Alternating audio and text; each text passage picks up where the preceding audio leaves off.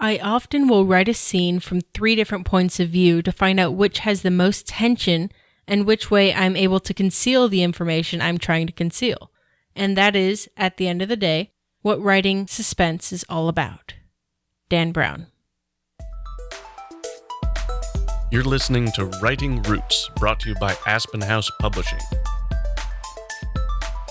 Welcome to Writing Roots. I'm Lee Hull. And I'm Lee Esses. Our topic of today, our debate, is going to be writing third person versus first person. Now, I'm going to preface this with this really depends on your story, your book. I don't 100% advocate for using only first person, but that is the side I'm going to be arguing today. And I've written several books that are completely from first person or have a first person point of view and other third person points of view in the story. First person has a place. I am arguing that it should not be the default. Third person works as a better default for you unless you have a specific reason to use first person. So, what was the point of view in the last book you read? Third person, but in the series, he's also taken first person. What about your favorite book? First person. And what do you write? Mostly third person. What about you? What about the last book you read? Third person. And your favorite book? Third person. And what do you write? Currently first person, but usually third person. I'm curious why you chose first person, because you're writing a prosy mystery. Yes, I get there's a limited point of view in a lot of that, but that would be really hard to write. You chose a very difficult bite of the elephant to start with. Because that is what's common in the genre. And that is another part that determines what point of view to use, is what is common in your genre. So I wrote Toxic and KD Ratio as a cozy mystery, and I recently discovered there's also a subgenre of that called prosy mystery that also is written for guys, which is awesome. But a lot of the other mysteries that I've read are in first person because it does limit the information. It is actually, to me, easier to write a mystery where they don't figure it out until the end from a first person point of view than a third person point of view. But a lot of the mystery, suspense, thriller stuff will have mostly third person and maybe the hero be first person, which is what you'll see in my Chroma series. That's what you'll see a lot of in Jack Reacher. But some genres, especially like YA, will definitely lean toward first person. So here is the main reason why first person works. It creates an immediate intimacy with the characters, with the events. It puts the reader in the story because suddenly they are the narrator in some ways, because they're reading it from that first person I, me perspective that we think of ourselves naturally. I get that in an escapism kind of way, but I tend to get frustrated because I wouldn't make the same decisions. If a reader has an opinion of if they'll read only one or the other, you're going to get a lot more readers that will read only third person than will read only first person. So statistically, at least in my experience, you're going to appeal to a broader audience by leaning toward third person.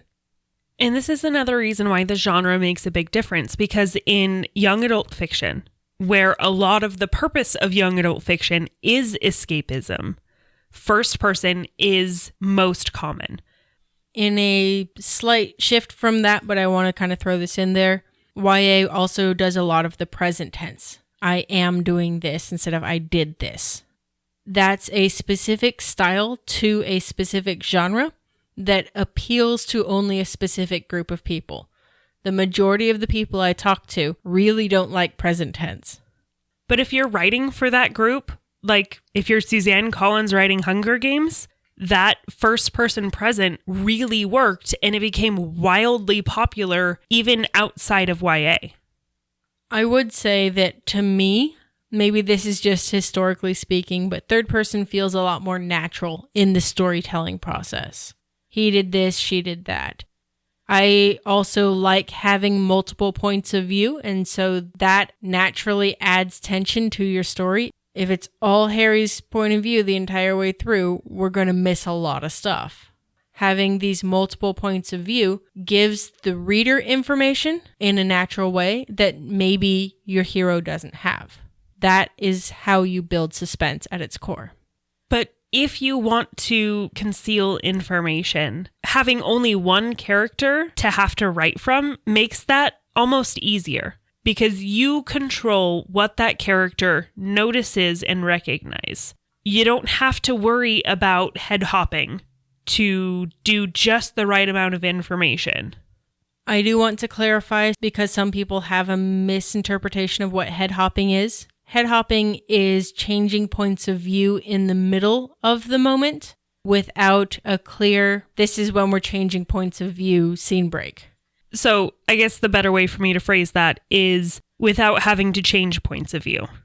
We do not advocate head hopping under any circumstances unless you are going across a river and there are people underneath you and you're hopping from head to head. Another thing about first person is that it makes it really easy to immediately understand and know the main character. There are exceptions. Sherlock Holmes is actually not written from the main character's first person perspective. It's written from Dr. Watson's perspective. Which is an interesting way to build suspense in an era that was a lot of single character first person, this is what happened to me kind of storytelling. Because Sherlock has theories, Sherlock has ideas, Sherlock has information that Watson doesn't when approaching the scene. So you still have your point of view character as almost a Greek chorus character, so that Sherlock has to explain what's happening. It would be more interesting, I think, to show bits of Moriarty's point of view. Of, we're going to have this whole thing with the Red-Headed Society and have this guy just copy books by hand, and then do something with the books afterward. Being able to understand your villain's motives is super useful. And if you're writing from a single person's point of view or from first person, because those often go hand in hand, all you know about the villain comes from the villain monologue near the end of the story. I can appreciate that because I do really like to write from the point of view of the villain. That is a fun thing to do, and you can't really do that if you're writing in solely first person. But first person, especially for new writers, is a very easy thing to maintain. Because there are different forms of third person, there's third person limited, third person medium, third person omniscient, that creates confusion. So new writers will think they're writing one, but dive into a different form of third person without even realizing it. There's really only one first person perspective. The book of mine that you're editing right now is sort of a first person omniscient.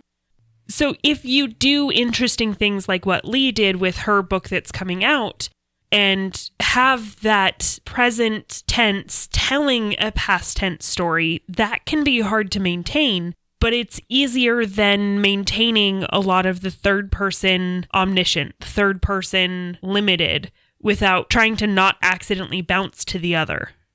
But when third person limited is written really well, I would say it's at least as intimate as first person, because you can feel like you're another character in the scene instead of trying to be this character who's making decisions you wouldn't.